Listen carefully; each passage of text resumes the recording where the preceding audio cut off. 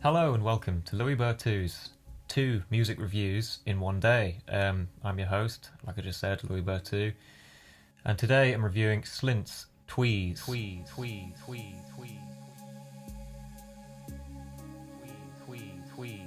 Let me preface this review by saying that I love Tweez, but I don't necessarily think it's the greatest album in the world.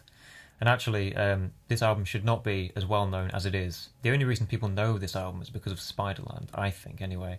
And really, if this was the band's only record, would it have been remembered, today, or would it just have been forgotten by the wayside of late 80s noise rock? Who knows? Tweez was the band's first record, a debut album, and it was released, I'm pretty sure it was self-released, on a label called Jennifer Hartman Records.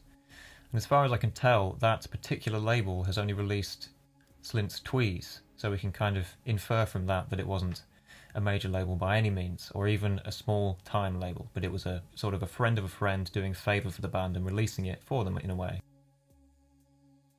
An interesting thing about this album is it was produced by Steve Albini, and interestingly enough, I think if you watch the Breadcrumb Trail documentary, the band weren't necessarily satisfied with how it turned out in the end. They were kind of, I think, surprised at how many samples were worked in and how the record actually sounded as a finished product, because Steve Albini I think he meddled quite a lot on this album.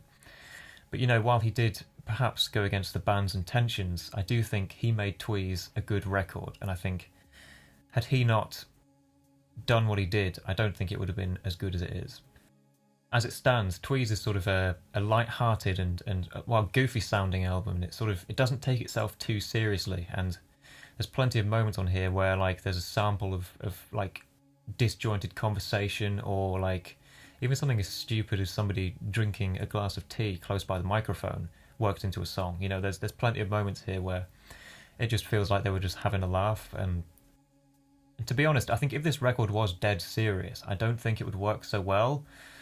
But because, it sounds like the band were just having fun, I do, I like this album. I think it does tap into a certain DIY friendly sense. I should also mention the sound of the drums on this album is pretty fantastic. I know Steve Albini is fairly known for his drum sound, and it's no more apparent than on this record here.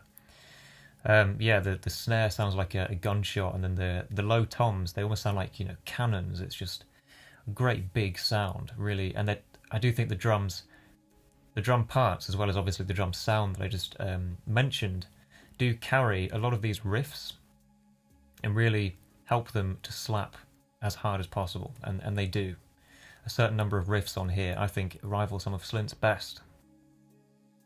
I'd say Tweez is definitely a record to listen out of speakers, and the shittier the better, I'd say obviously listening on headphones is great and all, but the mix, it is fairly muddy. There's not a lot left to the imagination on this mix, so I think to have this album played out of an old boombox or something would be really the way to experience it. And funnily enough, Slint's Tweez is one of the only albums I actually own on cassette tape, so that would be perfect. A cassette tape in an old beat-up tape deck would be, for me, the perfect way to hear this album. The main reason why I think I do like this album as much as I do is because it kind of got me into experimental rock in general, which is strange to say, but I mentioned before in my Spiderland review that I got into that album around 2013, which is when I was first discovering rock music, in its more extreme forms. So Tweez came at the same time as well, because I was like, well, naturally, I want to check out the band's other album. I didn't know at the time that it was their only other album, and I was very sad when I realised they hadn't released, much more material than this. And I proceeded to sort of absorb every second of Tweez, to the point where even the stupidest sounds or the weirdest vocal samples, I kind of knew when they were coming. And there was a sense of comfort, I think, that I got from this album by just taking it in, man, taking in every moment of Tweez, and that still sticks with me today. I kind of, I still love songs like Warren and Darlene for they're just the kind of off the cusp kind of weirdness and inability to be pigeonholed in any sort of genre besides either the greatest thing in the world or the shittiest thing in the world. And to be honest, a lot of this record kind of sounds to me like sound collage, even the music itself. Some of the sections sort of begin, they're played once, and then immediately the band move on to something totally different, and then proceed to play that, earnestly. And it does feel like a collage, and that combined with sort of the snippets of vocals, vocal, conversations, actually, the snippets of conversation, as well as Foley sounds, really do create what is sounds weird to say, but it's almost like an ASMR noise rock album, and it really, it's quite unique in that regard. I think obviously, if you're hearing this record for the first time, you might be like, what is this? What's the point? But because I got into this album so early on in my rock music listening development, I do think that, I can tolerate it. I grew up with it. I know what to do with Slint's Tweez.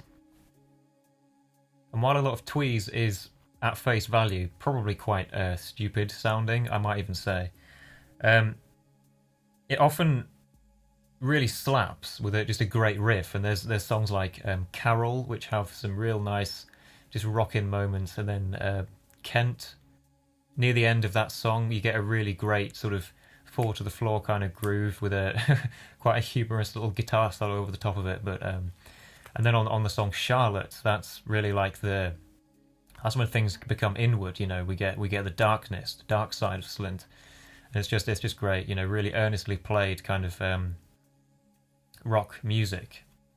Wow. And at its core, I think the reason why I like this album is because it feels like the record you should have made when you were a teenager with your friends. I don't know why, it just has there's a real sense of camaraderie on this album and kind of goofiness, and I think for that reason this album gets a light 8 out of 10, believe it or not. Objectively, this is more like a 6 out of 10, I'd say, but the personal attachment and just the weirdness of this album that I do quite like, I think it does bump it up a few points. So yeah, I'm giving this shitty record an 8 out of 10, and I'll see you in the next review.